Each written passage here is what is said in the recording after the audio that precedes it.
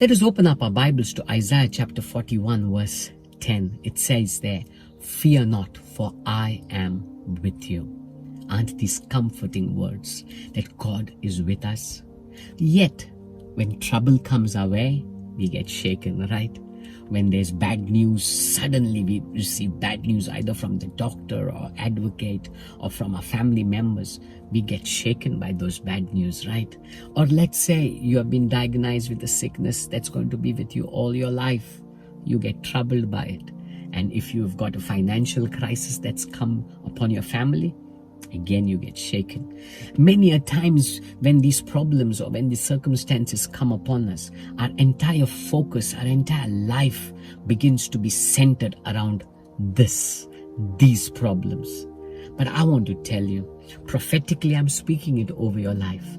If you begin to let these issues, these problems, this sickness, this financial crisis be the focus of your life, you will begin to realize this problem is getting bigger and bigger.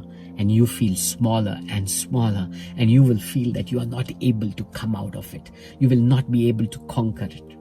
But I'm saying it again prophetically, as you begin to, even when you're going through these problems, as you begin to magnify God and let God be the focus of your life, you will see that your problem gets smaller and smaller, and God gets bigger and gives you the ability to overcome.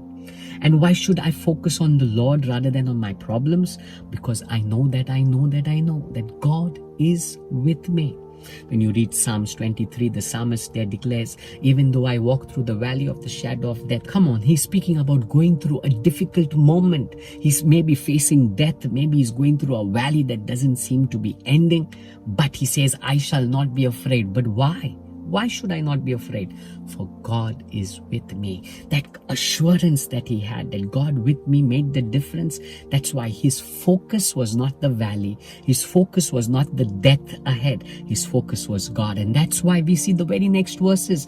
He says, you anoint my head with oil, my cup overflows. You prepare a table for me in the presence of my enemies. Come on. He had the assurance that he's going to come out a winner. He's going to come out an overcomer. Why? Because he knew that God was with him. God was the focus of his life. I want to tell you, again, I'm saying it prophetically, if you focus on the Lord rather than on your problems, you will begin to see yourself rise up bigger, better, stronger. Look at Peter. When he faced the waters, he could walk over those waters as long as his eyes were fixed on Jesus. He could walk over it. He could conquer it. But the moment he was aware of his circumstance, the moment his focus shifted onto the waters, the moment his focus shifted onto the wind, what happened is he began to fail and fall. The same will happen to you. If you focus on the Lord, if you know that he's with you and let it be the focus of your life, you will come out bigger, better, stronger. But if you begin to focus on everything else but the Lord, you will see yourself failing and falling. Come on. I want to tell you, God wants you to rise. He wants you to know that he is with you. He's not forsaken you. Jesus himself says, I will be with you forever. Come on. Let God be the focus of your life, not your crisis, not your problems, and you will see yourself as an overcomer. God bless you.